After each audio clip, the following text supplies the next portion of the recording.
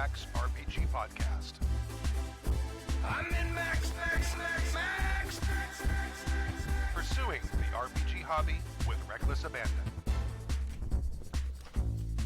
Why, hello. Hello. Welcome to Season 25, Episode 17 of Happy Jack's RPG Podcast. My name is Stu. My name is Kimmy. And I'm Taffy. In this episode, GM Radio Rob writes in on pick-up and play games, or should I say, so-called pick-up and play games. Oh. Eric from New Jersey sends us an update and a question on difficult systems, and Davio writes in with a GM player philosophical disagreement. But first, if you'd like to email us, you can email us at happyjacksrpg@gmail.com. That's happyjacksrpg@gmail.com. We're on all of the social meteors. But first, we have a forum, happyjacksforum.com. That's happyjacksforum.com. Use that URL. We want that $5 a year. It's a good URL. It's a very good URL. And it goes right there. Yep. We're on Twitter and Instagram and Facebook and MeWe. HappyJacksRPG, all in word. And all of them. On all of them. Yep. And if you want to watch the show live, go to happyjacks.org/live at 7:10 p.m. every Friday, and you will see the show. And we'll be doing the shows all through December. Yeah. So even with the holidays, you will have us. Yes. Yay. Hopefully, yay. But yeah. I think so. Mm-hmm. I hope so. Pick up and play games from GM Radio Rob. Greetings, ye fun folks. Before we start. Oh, yeah, go.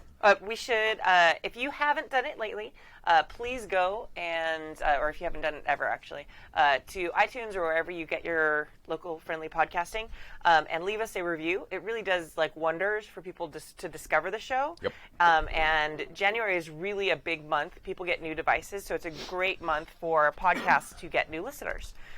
So if we have a bunch of recent, positive reviews on all these different applications, then it really does help people find us. We have recently gotten one-star review for burping. Oh, see, we've also gotten again. No, we've also gotten one-star reviews for not enough burps. Yeah, well, those are some of my favorite reviews. The recent one was for, but yeah, we've actually been doing really well lately.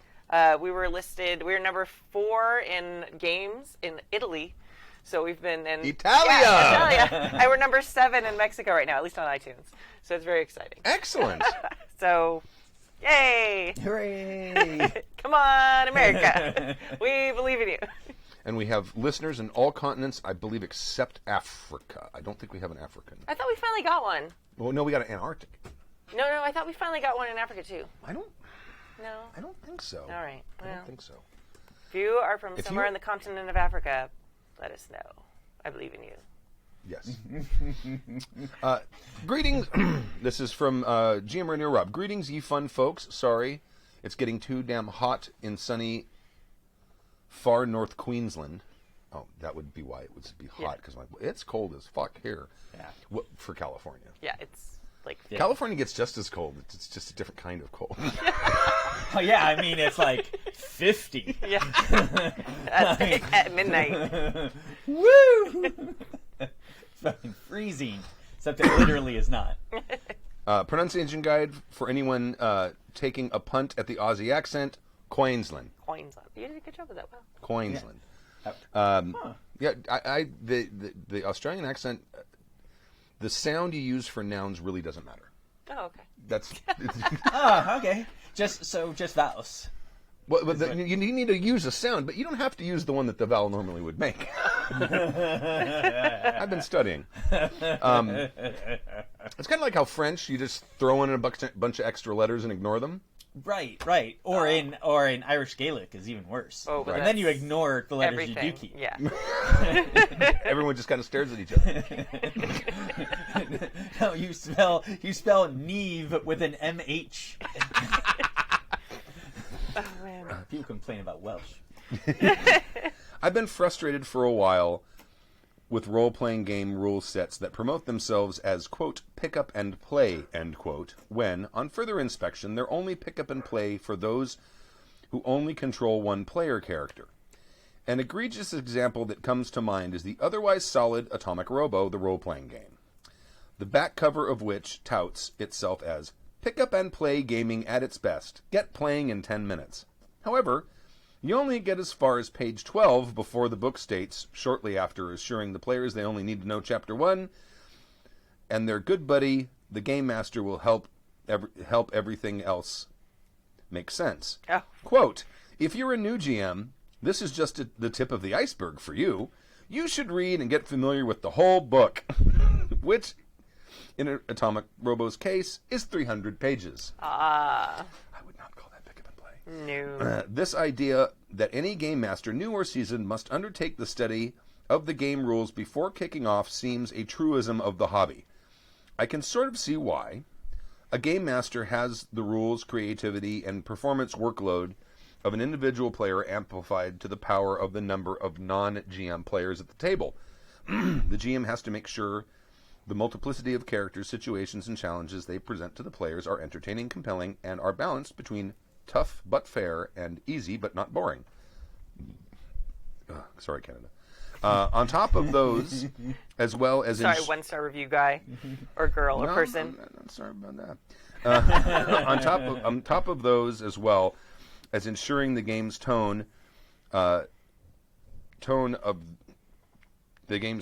is consistent, and each session's pace is on the exciting side of comfortable. Even web shows on how to be a game/dungeon master, such as Matt Colville's, have a fundamental assumption that the watcher has already heard of the hobby and has enough understanding of the GM/DM role to realize how intimidating it can be, and is away from the group with time to watch the videos. Yet, there are some who reckon that it's possible for a gaming group completely new to the hobby can crack a starter set open and commence playing the game there and then without need of the prospective GM to grab a seat in the corner and pore over the rule book, however slim, for at least a half hour before returning with a, right, I think I've got this, what we do next is, etc. In the press surrounding the news that Modiphius are working on a role-playing game universe set of the Homeworld video game, I'm not familiar with that game. I don't play video games. The publisher and assistant line editor for Modiphius. Modiphius? Am I pronouncing that correctly? Yeah, I think it's Modiphius instead of switching it like me, which was Mephidius. Mephidius. I actually stared at that for a long time after that one podcast where I fucked it up. Modiphius? I think it's Modiphius. It could be Modiphius. Modiphius. Yeah, it could be Modiphius. Stated. I think that's how we should pronounce it. Okay, Modiphius. Yeah, it's official. Modiphius stated that they wanted to ensure their starter set would allow a group to get the box at a convention and you go. We're playing this right now with no prep time at all, they claim. That's in quotes. Quote, we very much also wanted to kind of develop something where actually you could kind of show the GM how it worked at the same time as the players, end quote. Excuse me. What's your thinking on this? Can such a thing be possible? What would you reckon a text should emphasize so that by the time the players have finished making characters, a completely newbie GM can kick off with a rough idea of what to introduce and how to roll with whatever the players come up with? Drink till you die, or just, feel a nice comfy buzz, whatever works. I'm not a quitter. Rob, minute to win it. Rob, GM Radio Rob on the forums, Twitch chat, Twitter, and generally everywhere else. Is there a pick up and play game? Well, if you have a module, certainly. I think that's what they talk about in 5th edition. If you have a module that tells you how to run the game. Right. I'm thinking... Then... I mean, do those include all the rules that you need to know, too? Oftentimes. Oh, okay. The Star Wars, the Edge of Empire, that series, I bought all those boxed starter sets, and they have a very interesting way of introducing the rules to you. They give you a scenario, and it's very linear. They give you pre-gen characters.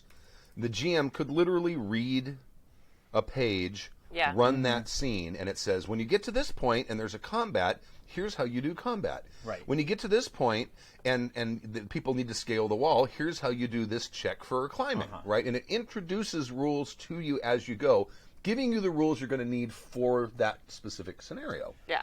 And it sounds that's kind of like maybe what Modifius is trying to do with their character creation, is like maybe the characters are like, may I have to make a few rolls for something as it goes on, Right. and the GM might make a decision of what they're going against, so that you sort of kind of play the game as you're going, not like in Traveller where you have a completely different game where you might die. Right. Right. But maybe there's something like that.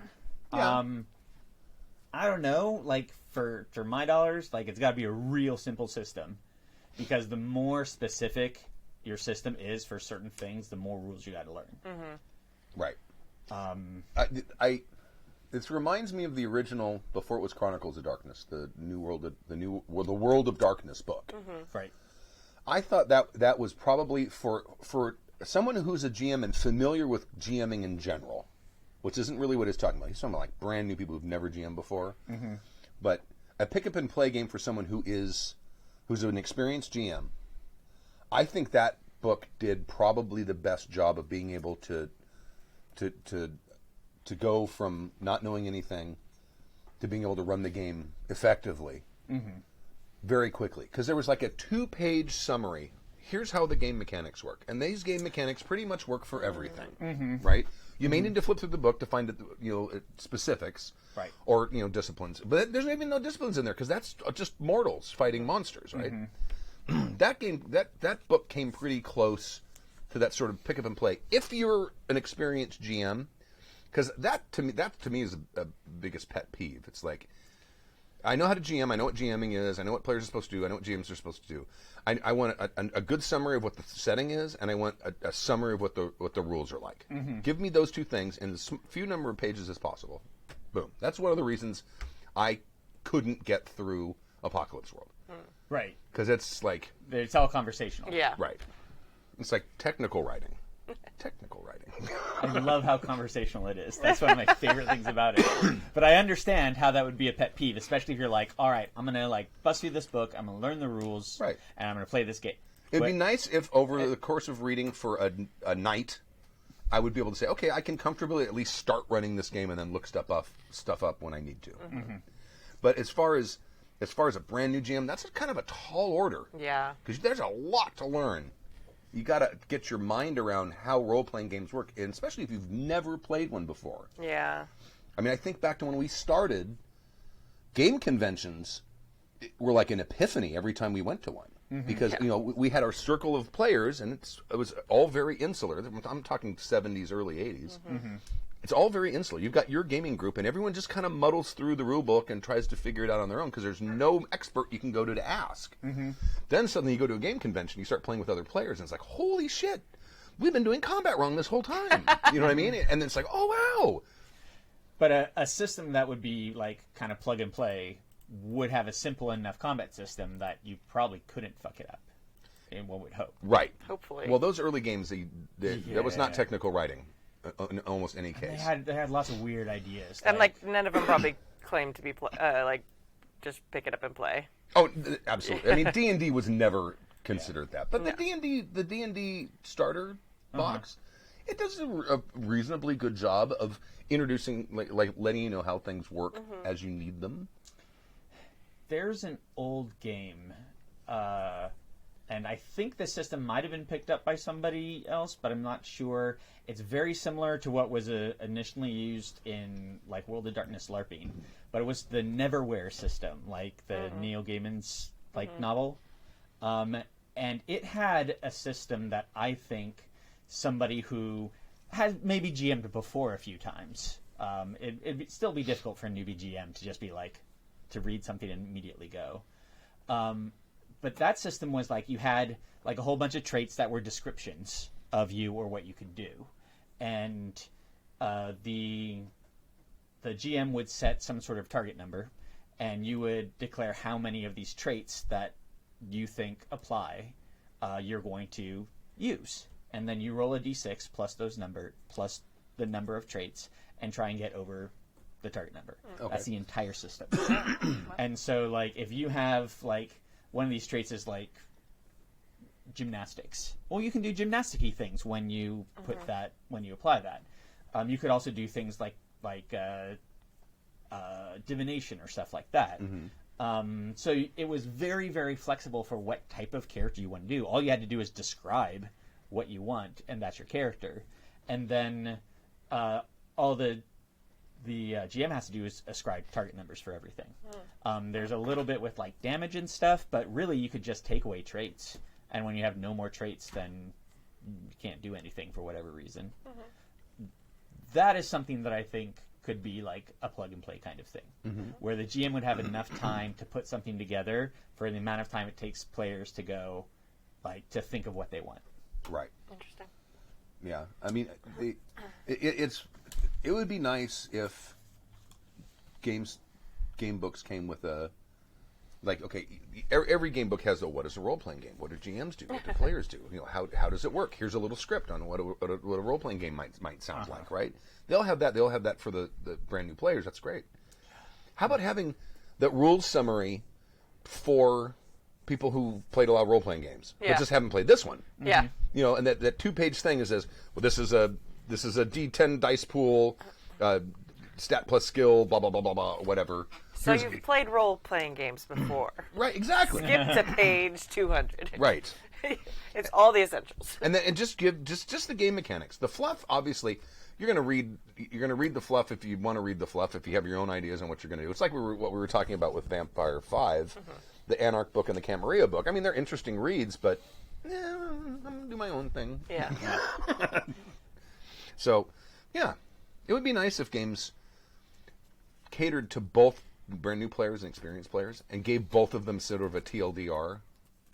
And then you get those edge cases. Then you dig into the book and find them. And go through them. But you like reading role-playing game books. Well, yeah, I enjoy that immensely. But I also can understand the frustration of I have to read a 300-page book. Like, reading all the stuff for my Chronicles of Darkness game, I've got a little much. Oh, sure. Oh, yeah. I got a little much. That And like was a lot of 1,200 stuff. pages. Yeah. That I had to like kind of like go through, and one of the things that I will often do is like if I'm running Vampire and someone's going to play a Tremere, it's like, you know what? I haven't read the magic rules. I'm going to assign you, since you're the guy go who do decided that. to play the Yeah. the Tremere. Yeah. You let me know how those work. I'll read it as well, but I'm going to be relying on you because it's your character who's decided that to enter these rules into this game. Yeah. It's super. It's got to be even more frustrating to pick up a book and be like, oh, it says on here, like, I can play it. You buy it, and then it's like, yeah, you can be a player in a campaign if you read the first chapter, you can't run the game. You know, you can be a It's player shady. in It's any game without with reading anything. almost no. this is true. I've had players who hadn't read the book at all. Yeah. What do you think about games like Tin Candles and stuff? 10 Candles is pretty close to pick up and play, but you do have to read the whole book. Yeah. And there's a lot to remember because and you almost have to have yourself a cheat sheet to know when the last candle goes out, what happens. Yeah. And make sure you don't fuck up like I did the one time. And I would categorize that not actually as a role-playing game. Oh, really? I would categorize that much more as like a party game or a story game or thing like that, where you have a definite end to it. You have very specific rules. If this happens, then this happens, that, and players are all defining the story, like, not through the actions of their character, but describing what happens. Yeah. Right. Yeah, it's a story That's game. true. You're right. That's I a would much better very definition. much describe it as that. Yeah. I like it, that, and also Companion's Tale. They're pretty pick up and go, and they're a nice middle step. Like, if you have a group that's never done role-playing before, like, they're kind of like a first step in getting people into, like, this is where characters are. Like, this is how you kind of do that. And so it's like that midpoint, I don't know, gateway RPG Right. sort of thing. So those are fun, too. I mean, Especially if you're looking for something you can, like, and you've played a lot of role-playing games, and you're like, hey, I'm just looking for something I can run real quick. Those are both good options for that. it'd be nice if they had that section in the books. Like, if you played a lot of role-playing games before, here's like shorthand information on how the system works, Yeah. using all of the jargon most of us already know. Yeah. I will tell you, in Chronicles of Darkness, you're like, okay, initiative. Okay, well, let's go to character creation. Nope, initiative isn't here. Oh, no. Where is initiative? Is it in the combat section? No. Oh, it's in, like, this character section that's over here. What the actual fuck? How to pick your hair color and initiative. Oh my god. What? And it's like, yeah, something where they're all... I think we found it on a character sheet, like, that was a separate character sheet, but not the character creation section. Oh, uh-huh. Like, down at the very bottom. It's like, oh, there's initiative. Oh, Right. okay, that's helpful. It is nice when they put like all the little cheat notes on the character sheet for you. I love Oh, no, If you know to look for them. It was perception. That's what it was. It was perception. Like, Okay. what's perception? We don't have a perception stat anymore. Oh, they don't? What is it? It's like... Fuck, I don't even remember. It's composure plus wits, I think. Oh, okay. And that is... But we kept on forgetting what it is. Right. And nobody wrote it down anytime. So just to keep finding it, and yeah, it was Annoying. yeah, it's annoying. This is why also I now don't like the analog PDFs that people really like so much to play with. Analog PDFs. You You mean know- that aren't searchable? You mean books? Oh, I like searchable ones because I can search for right. a thing that I'm looking for and go through it. But like books, like I had to go through a book recently for someone's like, "Can you find this rule for me?" That was And me it's on like, Monday. Oh yeah, that's Or it. on It was like- Wednesday. I was like, hey, while we're setting, could you look this up? And you were like, I can't do pages? this. What are these papery things thing. that are? What? There's no such for. I'm hitting I the found F. it, though. You did. You found Where's it. the search button? The bafflement though when you like looked at it and I handed it to you is amazing. another pet peeve when you publish a book, if you want to have the nice laid out book, publish the nice laid out book, and then give us like a rich text format document. Yeah. And then when you have to have what do they call it? Not addendas. When they have to fix things. What's That errata. Errata. When they have errata, obviously you're going to have to pay a layout artist if you're going to be adding and subtracting paragraphs from your pretty laid out book. But no, and if it's an RTF, just go and update it. And if people are buying it digitally, boop, just put it up there. And then if someone wants to actually can just search through that, or if they want to, they can print it out and put it in a notebook. And then when it gets updated, I need to change page 6. They used to do that. There was a game, Starfleet Battles. I don't know if you remember Starfleet Battles. Oh, I remember. That's one where you like roar towards each other, blast it, and then Yes. like limp And then slowly limp, away. And yes. that's the entire and then, game. well, one person tries to limp away from the other one that's limping slightly faster. Right. But they had all kinds of rules changes that happened. They would add new races and then have to like change stuff to rebalance things. And they eventually they came up with some sort of deluxe edition, and it came with a notebook, and it came with a shrink wrapped pages to fill that notebook of the entire rule book. And, That's awesome. And then when they would come out with changes, or like if they had an expansion that added a new nation or whatever to their universe, they're about here's some errata to switch out some pages, and here's like the section for the Tholians or whatever. Right. And that was to me that was brilliant. Yeah. And you can totally do that with electronic documents. I understand that there's costs involved to update stuff, and if it's laid out, and you're not the person that laid it out. But if you just had an RTF or something like that, that you could just say, you can turn it into a PDF once you're done with it. That's easy. You can just print a PDF. But give them that second document so they can just have, here's the latest rules. Because it's like, I'm going through V5, and I'm like, oh, because the nice thing about V5, they give you the book, and then there's a download code for the PDF in the books. I love that. That's my And favorite it's like thing. you just go in, boop, you go up to their webpage, you get the book. And there's a 6 or 8 page errata sheet. A lot of it is typos and stuff like that, or changing the way they phrase things to make them less gender specific. I haven't read the whole thing yet, but it doesn't look like there's a bunch of rules changes, but I'm sure there's some. But it's like it's the same problem we had when we were running the play test for the L5R, the new L5R. It's like, here's the rule book, and here's like this document we're updating, which is the errata. But can't you just update the rulebook so I can see it? Please, right? You can put it in red so I know it's new. Yeah. So I can focus on it. Because right. Okay, This this is has a new changed, thing. yeah. But Yeah, us flipping between like it ended up being like 3 or 4 little printed out books. Yeah, and it's like you're reading the rulebook. It's like, and it's very frustrating when you open up the rulebook and you're like, staring at that errata sheet from the corner of your eye saying, can I trust what I'm reading in this book right now? Or do you need to switch back and forth? It's extremely frustrating. Yeah. Right. Just give me the rule book. All right, sorry. Got off on a It's little tangent fine. there. All right. Our next meeting. Thank you very much, GM Radio Rob, for the thought-provoking email. And yes, it's. I don't think the true pick-up-and-play game. Yeah, I don't know how they would possibly do that. It sounds like they're speaking with a little bit of hyperbole. Yes. Yeah. I mean, the closest thing I've seen is those starter sets. Yeah, and the new D&D starter set's good. And I played in the. I had someone like run for a group that had never played it, and he'd never played it. One of those Edge of the Empire before I think even the book was out. They set out these They came out with those one starter little sets adventures. first. You print out. They even had like all the pieces and the little minis and everything, and the maps came with it. And pre-gens. Yeah, and it was just like we literally sat down and played. We were all kind of familiar with RPGs, so that definitely like helped. Right. But it literally went through, and it's like, okay, here are the things you need to do to climb the wall. I don't even remember; it was years ago now. Right. But I think that was the closest I'd ever been.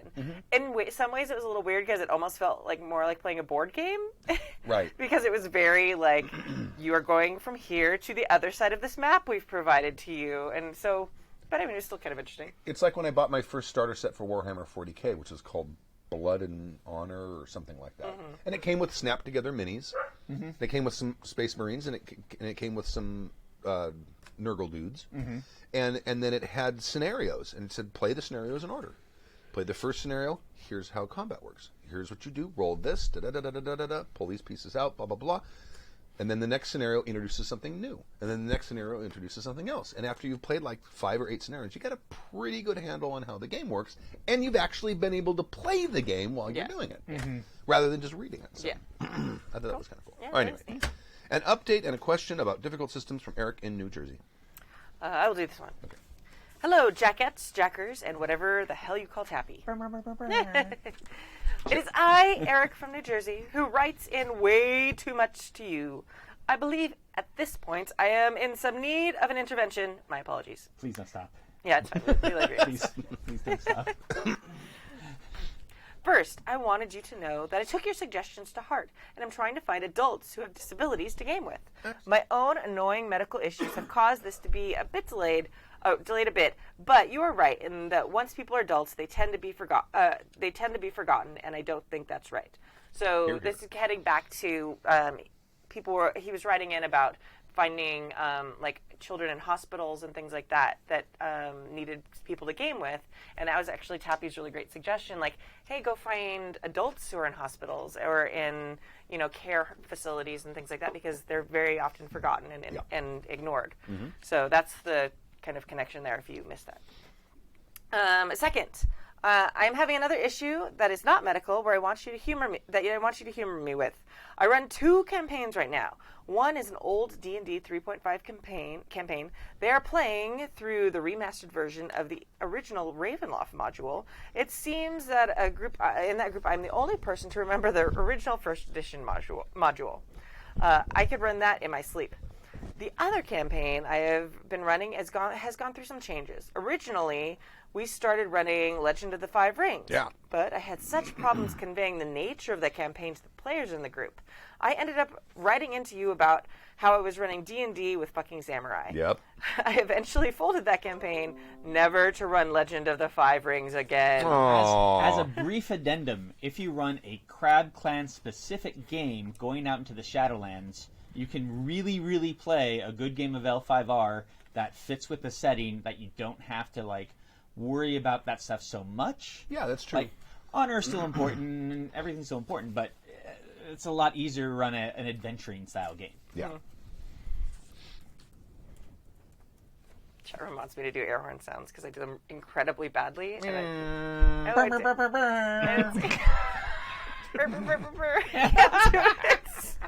was a thing in our 7th Veil campaign, because Eli does it perfect. He sounds just like an air horn. And I did it one time, and everyone just kind of, it was very awkward. I apologize. What's the matter? You cold? By awkward, do you mean amazing? Amazing and bad, and just, yeah. I wonder if they make quiet air horns.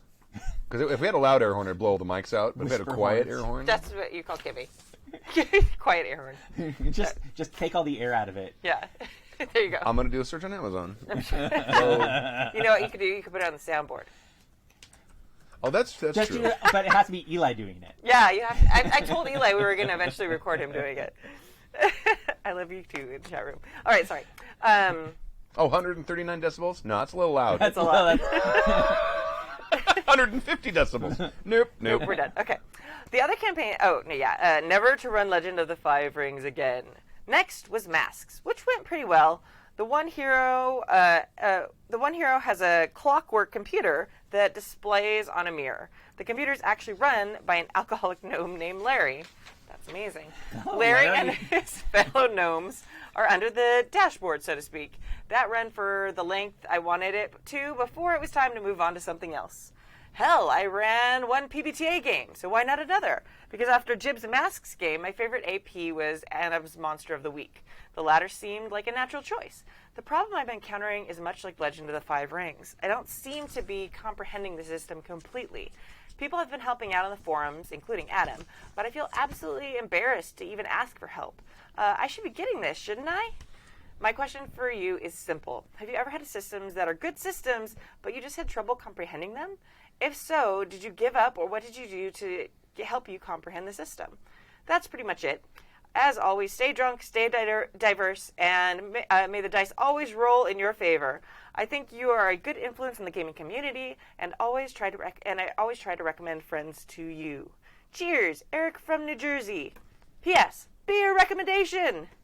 Innis and Gunn, spelled with two N's. Gunnan. Which is a craft beer brewer out of Scotland, I believe, is amazing. Oh, they spell it with two N's because they don't have guns there. Oh. They have beers aged in bourbon barrels that are delicious. Highly recommended. I've been drinking them for years since first encountering them in New York City. Nice. Thank you, Eric from New Jersey. Excellent. Yeah, I 100% have run games that I did not get. No, I've never had that. It's never happened. By the time I run a game, like, I've read it so many times. He's not really he doesn't really say specifically what he's not getting. I think one thing about when you're trying to comprehend a system is what I like to do is like, okay, what is the system kind of leading me to do? What is like the kind of mouthfeel of this? Mm-hmm. Like, where it's like Masks, it is leading you to be like, you know, a teenager, to take risks because there's not much, you're not going to die. Yeah. And and that you don't kill people. And so there's this, the game and the moves are kind of set up for you to kind of play in this sort of like devil may care, but also just kind of like happy-go-lucky sort of way. Because then you get crushed when bad things happen, when you start having drama, when all of that.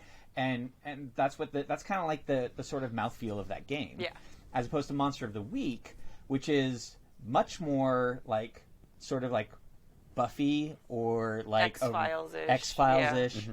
And so once you start looking at, oh, it's leading me down this direction, where, you know, there's fighting, but also it's a Monster of the Week. You need to get that thing and kill it by the end of the session. Yeah. So there's actually a little more like frenetic energy, I think, for both the GM and the players to kind of get to that point, because you all know that that's sort of like how the game works.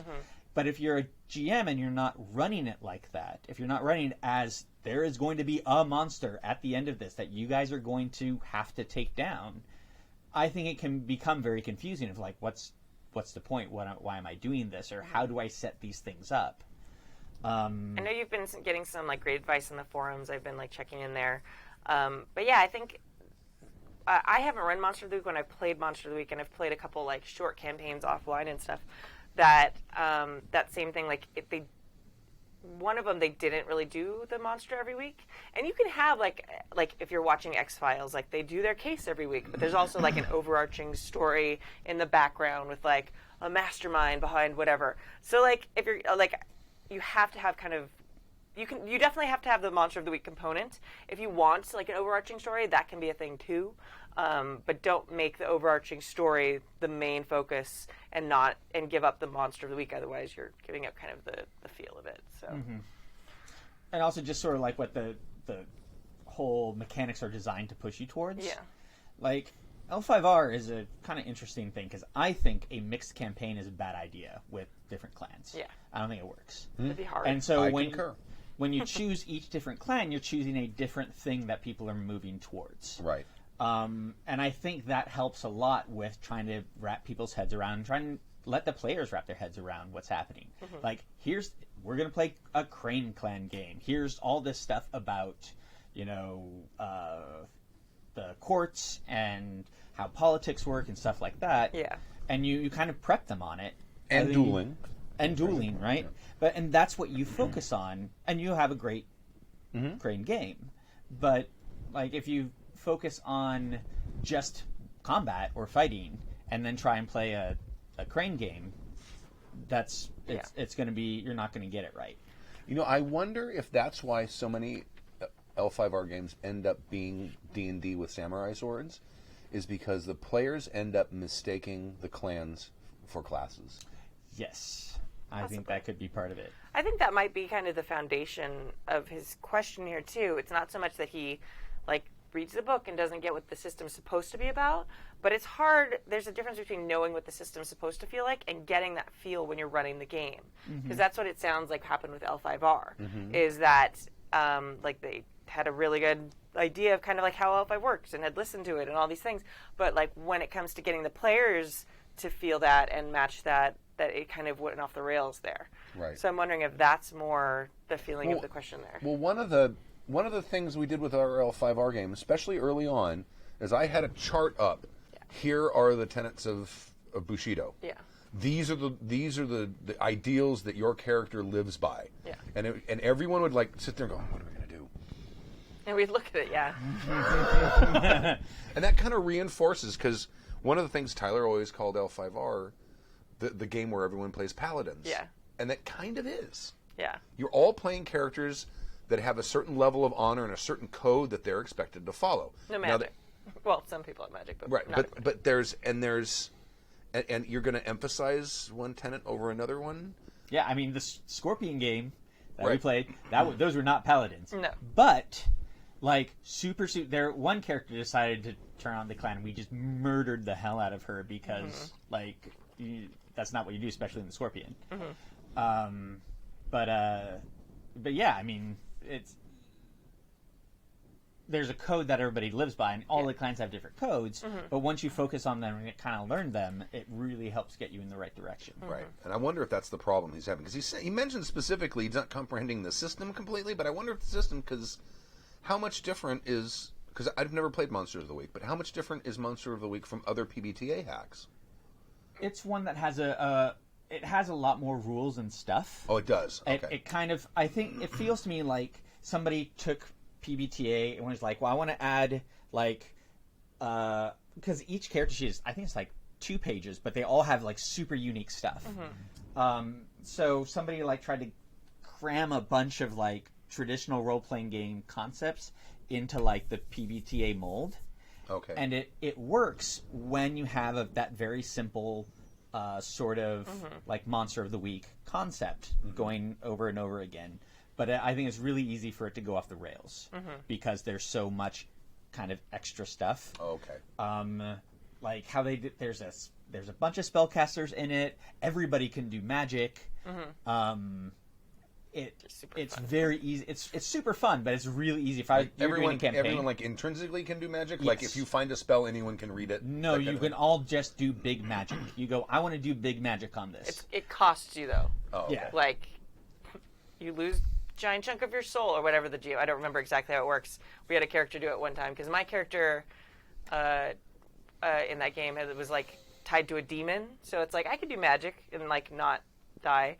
And then at one point, somebody else, I don't remember who or why, because it was a while ago now, cast big magic at one point, and it was not good or easy for them. It didn't work out well. I can see if you're tied to a demon and you're doing big magic, the demon might want something later. Oh, no, that's 100% what it was. Yeah, no, for sure. But someone else who wasn't, it was just a mortal or something. The mundane or something. I forget what the playbook is called. But I think it sounds to me, because I think that Eric is playing with the same group of people. It sounds to me like you are pushing up against very ingrained D&D habits in the same party, possibly. Because That could be, yeah. they are playing all these games and they're coming at them from the same historical point of view of what a role-playing game is for D&D. So it's hard for them to suddenly switch and think of L5R being very different, even though, yeah, we still roll dice and stuff. Like, the goal of that game is very different than D&D. D&D, generally, when you break it down, is kill stuff and get stuff. And then, when Monster of the Week, that's very different. Like, especially with something like Teppy was describing, is so episodic. Like, that's very different than most D&D campaigns where you're settled in for, we're going to get to point A by the end of our first session. And then we don't expect to actually fight the big bad until, like, a million sessions in or whatever. So I feel like that might be your biggest challenge here, more than you not getting the system, is pulling your players, even if they might, like, in their brains know, like, their hearts are still locked in D&D mode. So finding a way. I think you're 100% right. Yeah. It's especially the difference between Masks and Monster of the Week, because Masks really is like, you don't have guns and stuff. You don't have all these trappings that you're used to having in like a D&D campaign, but you do have like superpowers, but there aren't any real rules for it. You just can do them. Yeah. But when you get back to Monster of the Week, then you have these things you're used to. This is the combat magic user. This is like the fighter paladin type character. This is like the one who knows that there's like more of the rogue type character, and you fall into those tropes and follow those things, even though it's a very different style game. Yeah. So I think that might be what you're pushing up against Eric. I don't know 100% how to help them break it. Find more games like Masks for a while, and like when you're doing your session 0, like really talk to them about that. Like, hey, this is something I've noticed. How about a palate cleanser? Yeah.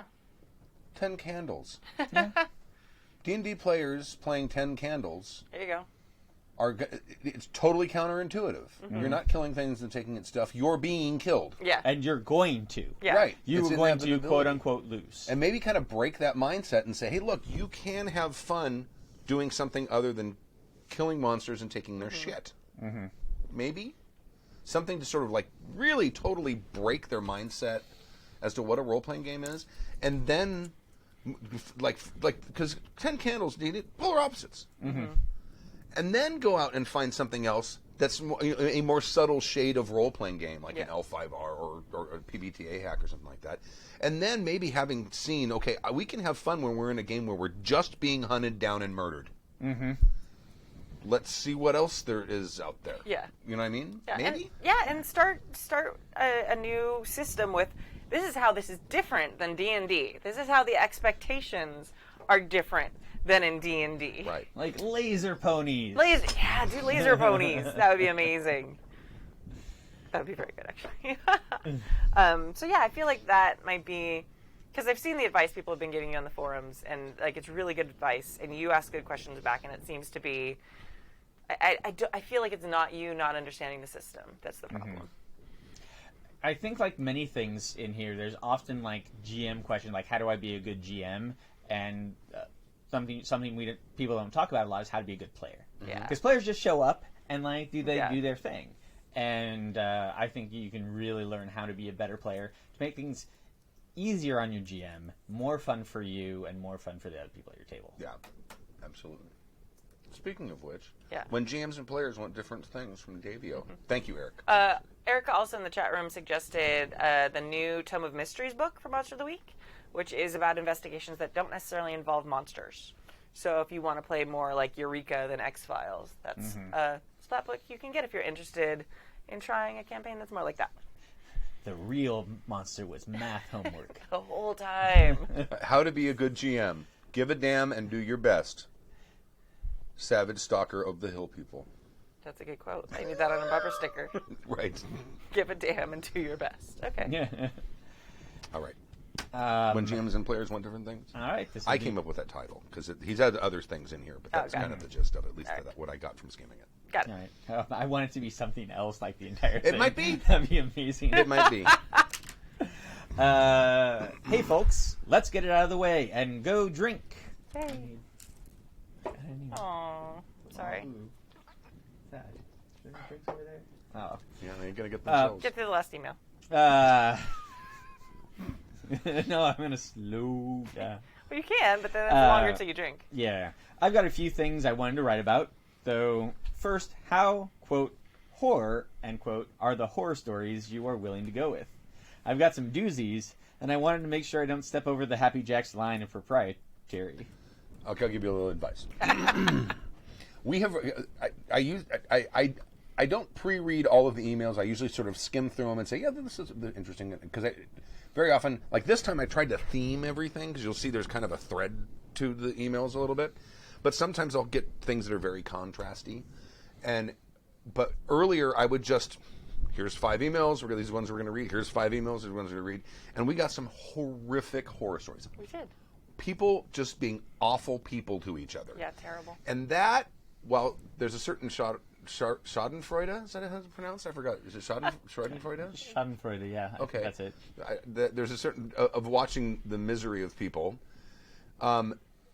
It doesn't really help anyone play role-playing games better. Right. Mm-hmm. So really, the best horror stories are the ones where, I mean, bad GMs, bad players, people being disruptive at the table, but not being horrible people to each other. Yeah. I guess that's the line. I guess that's the line that I look at when I look at horror stories. If someone is literally committing a crime, no, Yeah. not really. I mean, if that's sort of like a sidebar anecdote to the horror story, but the best horror stories, and it seems the ones that are most well received, are the horror stories that have some sort of lesson for a GM or a player. I was like, this is what not to do. Yeah. So. That's my guideline.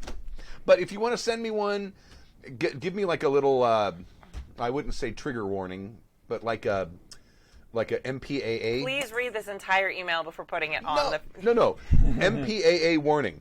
This email contains blah, blah, blah, blah, blah, blah, and blah, right? Put all those things at the top. I'll go and say, nope. Yeah. I don't even have to read it. I don't have to read the 3-page email because it's got that. Yeah. This page contains what? Why are they like jet skiing? I don't understand. I thought they were role playing. So consent? All right, fine. So we have enough. Then again, you get the one where you had the GM and their spouse were into BDSM, and they were each portraying other people's player characters in some sort of thing when the rest of the players showed up for the game. And that one, yeah, you get some things like that. That's fine. That's pretty fun. Oh my god! So the more, That's full of consent, Yeah. except for the players whose characters they're portraying really aren't. Is that my gnome? what? What are you doing Why? my gnome? Yeah. Why are you wearing my gnome hat?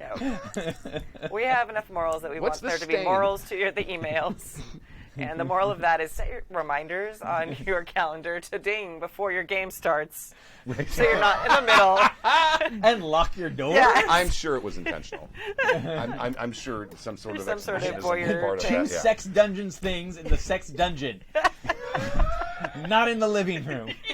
How many times do I have to say this? Well, Tappy, on some days it's D&D dungeon, and some days it's the other dungeon. You have to multi-use your space. Sorry. All right, let's continue. And fucking food. Stories about people fucking food for experience points is hysterical. Oh, the cheeseburger The story. cheeseburger story. Oh, yeah, that was great. Oh, God. Oh, the old days. Yeah. And people are like, why don't you put up all the old episodes? It's Oh, no. gee, We no lost them. idea. We need like a cheeseburger merit badge that will give people. No, we don't need that at all. No. Because people do things for merit badges way more than they'll do it for money. All right. Oh, that was a bad We have idea. different merit badges with different kinds of food on them.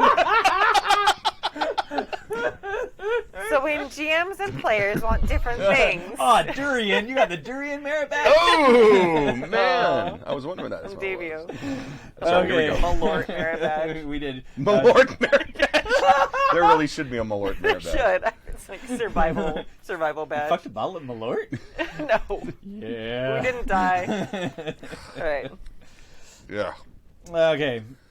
Okay, line of proprietary. See, you can see our line of proprietary there you go. right now. Propriety, not proprietary. My favorite was the Vampire LARP, where we found out we had a small core of players who actually thought they were vampire spirits Ooh. and assaulted another player to activate their blood powers. Oh, for Christ's Oh, sake. Jesus. Lo, there were many banning of players upon those days. Yeah. Of course. Yeah. Good. You know, there are people who are in on the joke, and then there are people who Are the joke, yes. Second, there used to be a great vampire club in LA, like a goth industrial like vampire club, but there are people who would go there were super into being vampires. Oh, like into blood play and shit? Or just really honest to God, like thought they could find there like a vampire, etc. I was like, They saw wow, like Blade too many times. Yeah. Okay. Yeah. Second, I have a player who I feel like I'm at an impasse with. I've noticed he likes winning. He doesn't care for ambiguity, and if there's any moral quandary, he gets pissy the entire night. For example, he has decided to help one tribe over the other. The fact is, the other tribe wasn't, quote, evil, end quote, and actually had a valid concern. Caused a major issue at the game, as he felt that it went against his concept of his decisions. I was like, no, they're not really evil. Yes, they're evil! Because I don't do bad things. Right. I mostly adapt and roll with the person and move on. However, most recently, he wrote up a character with amnesia, no concept of memory for maybe a year before the game started. We had a session where I implied that he had made a devil's bargain with a fae before, and it ground the game to a halt as the player said he didn't like it. Fair enough. I left wiggle room in the fae in question, that the fae in question was pulling a Dresden, and was lying without lying. I talked to the player after the session, and he said, and asked what he would like to happen, trying to respect boundaries, and I got a non-committal, I don't know, you're an ST, you figure it out. What the fuck? But saying he didn't want anything that disadvantaged him. Well, he knows what he wants, sort of. It feels like the player is not respecting the story and energy I'm putting into the game. I'm willing to flex and change things for folks' boundaries/triggers, but when I can't get even the most basic of contributions, but know that the player will flip their shit if I do something they don't like, is exhausting. Yeah. I just feel like you need to let me know something beforehand, or at least do the basics of coming up with your own character concept before forcing me to do it with you. Yeah. Bleh. Speaking of which, I need to go prep for the game in question. I'm finding myself kind of dreading doing anything at all with the player or his character at this point, and just trying to keep the campaign going at this point until a resolution. Oof. I'm sorry. That's. I think that's your best course of action in this case. I don't think you're going to win. No. The player's going to win, but you're not going to win. I don't. And this, unless you sit down and say, okay, look, here's the conundrum I'm having. I want to give you an interesting story with interesting choices and conflicts and consequences, because in good stories, characters that make decisions also have to deal with consequences. Uh-huh. But you've got to give me some kind of idea of, he basically saying, I don't want anything bad to happen to my character. Yeah. And I suppose... Wow, I mean, You cool. can Then we're done. Yeah. Right. Excellent. Congratulations. Your character survives. Okay, you retire and go to a bar, and the rest of the wheels will keep playing. And honestly, maybe in this situation, because we always talk about having an adult conversation, but there's a lot of people you can have adult conversations with. Right. Mm-hmm. And this kind of sounds, this. I don't know. You're the storyteller. You figure it out.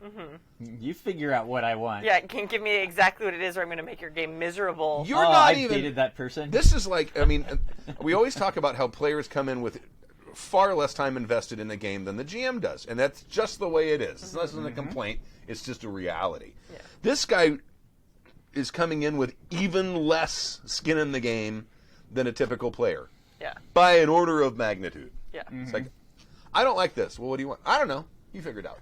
Yeah. But not that. But not that. Yeah. It's like trying to feed a toddler. Yeah. I mean, I've had No. a player in a game create a character where there's really only like one kind of like struggle in the background, like one thing the character actually cares about.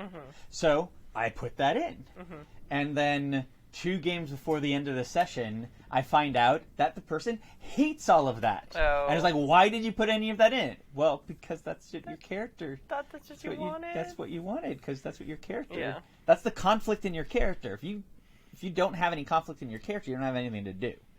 And No, if you've you got can be conflict in your- awesome, Tappy. You can always win and be awesome and never have anything bad happen. Right. Oh God. Right? Yeah, I don't know. I mean, it sounds like he's just wants to get to the end of the game. And at that point, I would just say, you know what? Just when you have moral quandaries and things happen, just have them happen to other characters, and they'll have a grand time with it. Yeah. And then just get to the end of that fucking game. You know, I had a lot of moral quandaries I tried to do in my World of Darkness game, and it was awesome having Sam in there who had no moral quandary whatsoever. None. It was awesome. Yeah. And she just walks through, not being bad, not being like good or anything, just being her character. Yeah. And just like, well, I guess I'm just gonna throw all this moral quandary shit away. Yeah.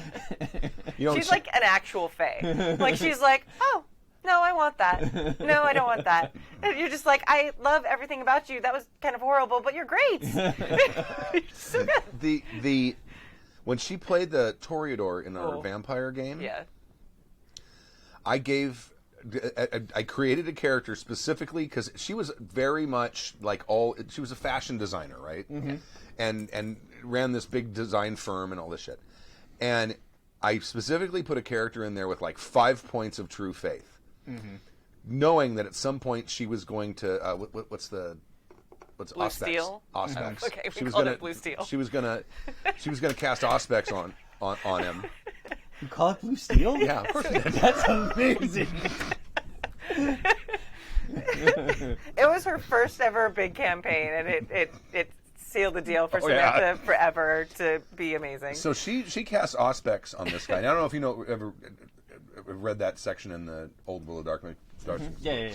This person has this golden glowing aura, and the monster within you is suddenly you are suddenly filled with self-hatred because you've seen the beauty that you can never be. And she leaned into that shit and ended up murdering him, making necklaces. She actually gave people necklaces of his finger bones and turned his skull into a clutch. It was amazing. Oh, it's so good. And Samantha was so cool. She actually showed up with like finger bone necklaces that we all really wear. So I still wear mine in Halloween. It's That's awesome. so cool. But I mean, if you've got a player who doesn't want that, it's not hard to ignore a player. No. Yeah. If they don't want the moral quandaries, you can give them to other players. Mm-hmm.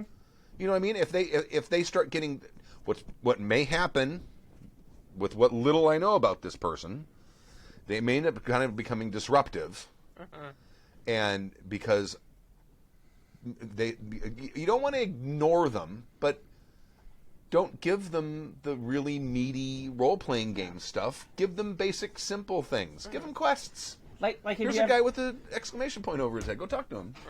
if you have like a drunk guy at your table at a con, you're like, oh yeah, roll some dice. Oh, you do great stuff, and then you Exactly. I've had those other players. people. I've had players who like they want to be the perfect character that has no flaws and everything goes great for them. Yeah, but usually that's like your very first game ever, and then you get over that. Usually, but not Usually. always. But you also can't fix everyone. Yeah. I mean, get to the end of the game. Yeah. Yeah. You know what you do? Okay, go buy a video game. And because it sounds like this is what this person wants. Put a little post-it note in it that says, don't come back. Put it in there. Wrap it like a present. Give it to them. They will open it and be like, oh, thank you so much. And then they'll take it home. They'll open it. they won't come back to your game, and they'll get the experience they really wanted in the first place anyway, which is Unless- which is a video game. Unless their character dies, then they're going to rage quit the game too. Yeah, that's fine. Yeah, just murder. But I mean, you can ignore them and just so they want a certain thing, you give them the certain. It's like having different kinds of players at the table. Some players want to play social characters and talk their way out of everything. Some players really enjoy combat and want to fight stuff. Yeah. You give a balance. You give the players that want this. You give the players that want that. Yeah. This, I think, is pretty much the same thing. But you want to get to the end of that game and then not invite him back to the next game because it sounds like this guy's you want pain in to, the yeah. ass. But if it sounds like if he's just like pouting and like no, it doesn't really affect play. Like keep going. If they are like major passive aggressive upset and like flooding the table, Totally could happen. yeah, then definitely like face it. Try and have an adult conversation. If it goes poorly, then just be like, maybe this isn't a game for you. Like, but do it in a way that's like, hey, I've been doing my best, and this is making it not fun for me to run the game, which it should be fun for me too, even though I'm the storyteller. And you know what? I'm coming to believe that as a GM, you really need to protect your source of fun in a game. 100%. Because if you don't, that's the easiest way for a game to die. Yeah. That's why I wrote a whole article once, I don't remember where it is now, but on finding your fun as a GM. What are the things that you like doing as a GM? Concentrate on those things. Yeah. If you like coming up with NPCs, you'll a couple hours before the game, sit down and come up with some really cool, interesting, really full of depth NPCs, introduce them to the party, they'll interact with them, you're having fun seeing your creations come out and come to life. If you like world building, make sure your game has a lot of travel in it. You know what I mean? You got to protect your source of fun in the game. If you don't, your game is going to die. Because a GM who's just phoning it in because he's tired and he's done with the game, I mean, there's very little drive to keep it going. Yeah. Yeah. And then the players who are having fun, you're kind of doing a disservice to them as well. Yeah. I mean, it could be also, like, I know this goes back to, like, having adult conversation. Like, maybe there's other stuff. Like, this player much more than we do. Like, if this seems to be, like, a recent thing, then maybe shit's going on in his life. He doesn't want a bunch of drama in the role-playing game at the moment, which I 100% can understand. Oh, sure. So if this is, like a recent change, or if they've always been this way, like, handle that two different ways. Yeah. Or you could lean into consequences hard and get him to rage quit. Because, like, again, in the World of Darkness game, or the Chronicles of Darkness game, had a character, like, pull out some crazy bullshit in the Underworld. And I'm like, okay, well, it's now a zombie apocalypse. Yep. Now you did a thing. Yep. And now these are the consequences. Yeah. This is what happens now. We've completely changed the game, and here we go. We're now playing this other game. This other game, yeah. I have fun doing that. I thought that was great. Yeah. And my players weren't like being like this, and nobody rage quit. But I mean, just give them consequences. I had a thing like that happen in the Eldemy game, the very first Eldemy game we ran, because there was they had found they had these mirrors with this little holder thing, and there were these glass orbs. You could put it in there, and you could walk through the mirror, and it would go to whatever mirror that orb was programmed for. And no one knew where all the mirrors were, but at some point in distant history, there'd been a whole bunch of them, and they used them to travel. So one of the player characters got one that was like cracked, and it was like sparking, and they're like, let's try it and see what happens. And it moved. Remember that? And I do. And it moved them back in time. Yeah. It moved them through time Yes. to that mirror, but not in the current timeline they were in. It moved them remember that. in the distant past. And once they get to the distant past, I think the same character did something that monumentally changed Yes. the Everything. course of history. Yeah. So when the party goes back to the original time, it's like they're in the middle of like a fucking demon apocalypse. Yeah. It was amazing. What'd you do, Ray? But I looked around the table and I saw all the players are like, Oh, shit. And it's like all these players had developed NPCs in this world who are now very likely all dead or never were born. Yeah. And all of the stuff, and I ended up giving them an opportunity to kind of go back and set things right, Yes. which they did. We did. But they only did like half a session in this.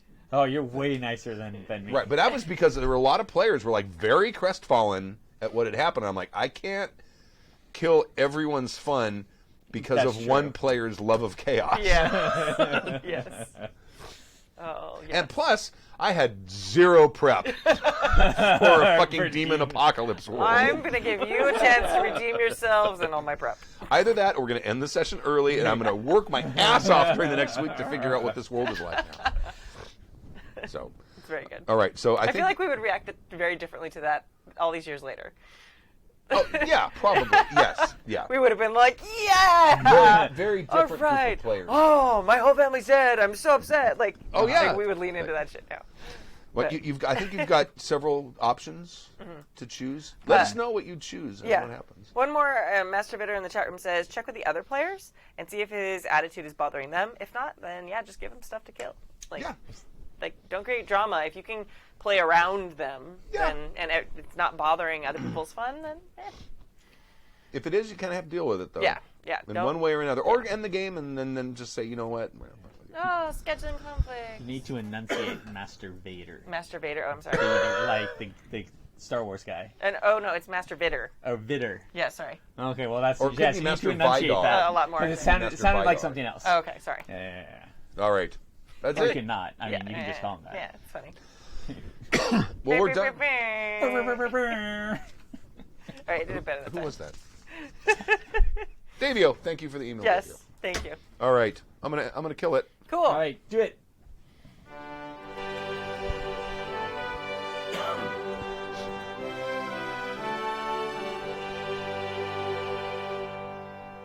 Thank you for joining us for season 25, episode 17 of Happy Jack's RPG Podcast. My name is Stu. My name is Kimmy. Liz Tappy. And we'll see you next week, 8 p.m. Pacific time, I'm estimating. Ish. On Friday, happyjacks.org/live. You can watch the show live and see our faces. Yeah, happyjacks.org/schedule to see when we're playing everything live, and happyjacks.org/shows to see all the shows that we have available. Yep. Oh, and this Sunday, session 0 of Vampire 5 campaign. Yep. The Glittering Night. Yeah. And that's it. Thank you very much. We'll leave you a song. Oh, Happy Jack's our patron saint of the skillful game master. Oh, guide us well with yes ending to avert a disaster. Whether fate or GURPS or millions of apocalyptic acts, fellow listeners and every host will always have our backs. Unless you're playing D&D and then they'll give you crap.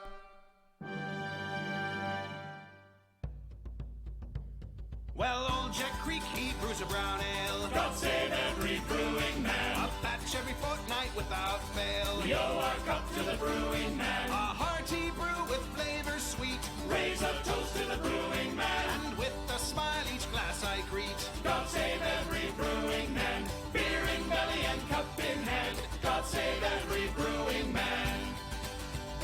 What a crazy Scotsman down the way. God save every brewing man. Brews a batch with a bale of hay. We owe our cup to the brewing man. He wears a skirt and plays a pipe.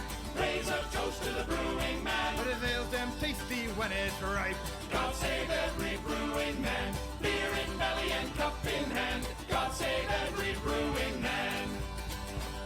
Well, Happy Jack, he brews strong beer. God save every brewing man. It looks like violence, smells quite queer. We owe our cup to the brewing man. I had a sip, my stomach to soothe. Raise a toast to the brewing man. When I barfed it up, the taste improved. God save every brewing man. Beer in belly and cup in hand. God save every brewing man. Now to all you drinkers, hear this song. God save every brewing man. Never do your brewer wrong. We owe our cup to the